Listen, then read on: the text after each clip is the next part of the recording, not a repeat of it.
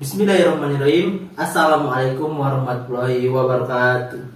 Selamat pagi, siang, sore, malam. Salam sejahtera bagi kita semua. Om Swastiastu, Namo Buddhaya, salam kebajikan. Di sini kami ingin mempresentasikan tentang pemuda dan krisis identitas. Alangkah baiknya sebelum kami presentasikan, kami memperkenalkan nama kami dulu. Dengan nama saya Ronald Roziandi. Nama saya Leo Andranto Samosir. Nama saya Prelian Delina. Nama saya Umur Ramadhani. Nama saya Meheran Dasya Putra. Langsung saja, untuk tidak memperpanjang waktu, saya akan memperpendek waktunya dengan membaca Pemuda dan Krisis Identitas.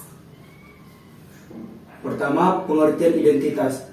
Identitas merupakan suatu penyadaran yang dipertajam tentang diri sendiri, yang dipakai seseorang untuk menjelaskan siapakah dirinya, yang meliputi karakteristik diri, memutuskan hal-hal yang penting dan patut dikerjakan untuk masa depan, serta tindakan standar dalam mengevaluasi perilaku dirinya ke semua hal yang terintegrasi dalam diri, sehingga seseorang merasa sebagai pribadi yang unik dan berbeda dari orang lain dalam integrasi dengan lingkungan sosialnya.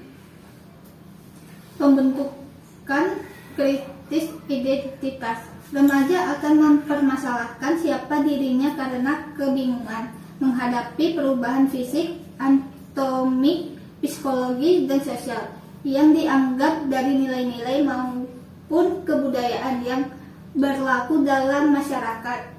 Masalah pokok yang dihadapi oleh seseorang anak saat memasuki masa remaja adalah pencarian pembentukan identitas diri. Identitas diri adalah gambaran bagaimana profil diri, harga diri, dan kepastian posisi maupun kedudukan sosial anak remaja dalam lingkungan pergaulan di mana ia berada. Saya akan menjelaskan remaja mengalami krisis identitas. Ada beberapa krisis identitas yang remaja alami. Satu, karena memiliki masalah dengan kemampuan mengendalikan emosi. Dua, bermasalah menempatkan diri dengan teman sebayanya. Tiga, bermasalah dengan penampilan dirinya.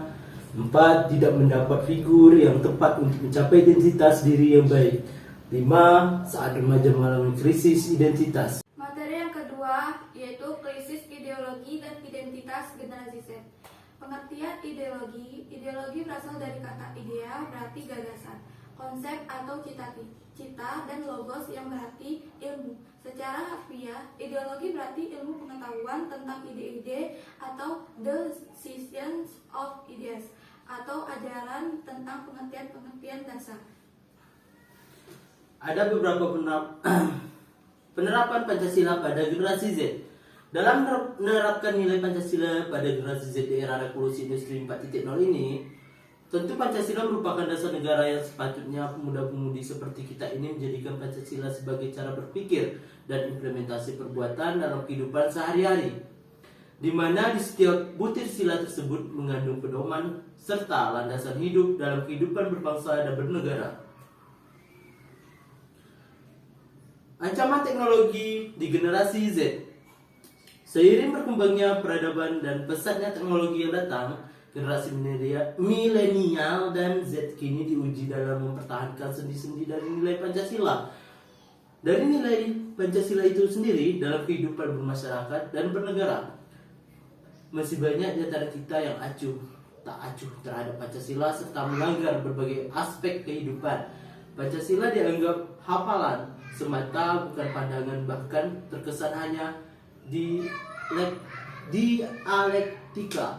Pancasila diterapkan pada saat acara resmi saja.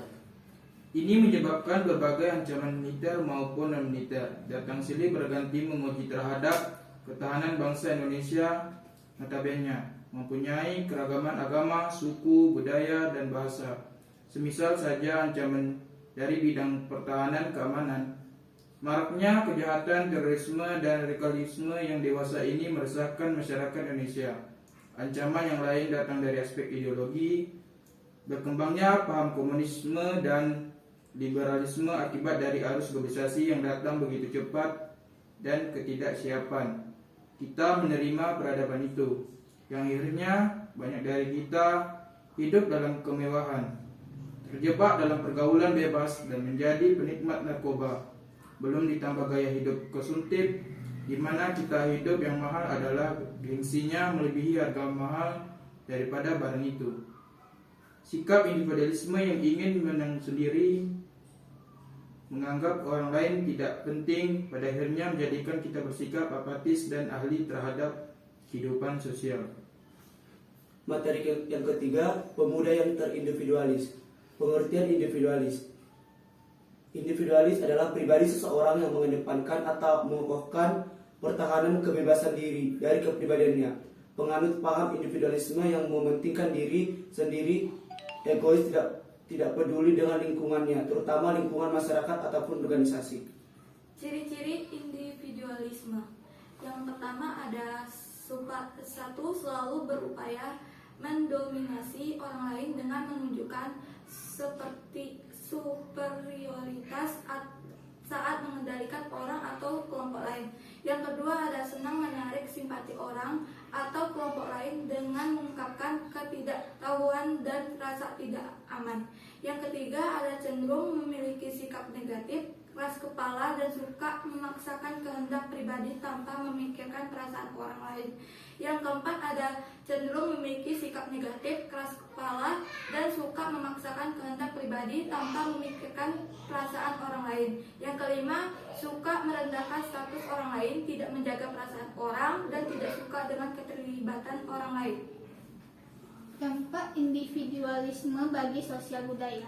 1. Meningkatnya berbagai macam gaya hidup modern yang merusak moral, kepribadian, dan budaya setempat. Contohnya adalah meningkatnya individualisme, sekularisme, hedonisme, dan paradigma.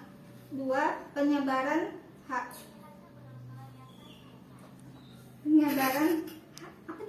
paham barat, terutama ideologi liberalisme, membentuk sikap kebebasan yang tidak sesuai dengan budaya timur, sikap kebarat-baratan atau westernisasi seperti seks bebas, penyalahgunaan narkoba, dan budaya dugem. 3. Pengkiksan bahasa nasional dan perbautan bahasa internasional seperti bahasa Inggris, Prancis, Jepang, dan lain-lain. Menyuarakan percintaan terhadap budaya bangsa sendiri dan lebih mencintai budaya populer. 4. Meningkatnya pornografi dan pornografi di masyarakat. Akibatnya meningkatkan kejahatan, perkosaan, pelecehan seksual, tindakan prostitusi di berbagai kalangan. Mungkin itu saja presentasi dari kami. Kalau terkurang mohon maaf, terlebih bila kembaliannya. Kami akhiri dengan wassalamualaikum warahmatullahi wabarakatuh. Selamat pagi, selamat siang, selamat sore, selamat malam. Terima kasih. Cukup sekian presentasi dari kelompok kami. Bila ada salah mohon dimaafkan, dan bila ada rasa mohon diungkapkan. Wassalamualaikum warahmatullahi wabarakatuh.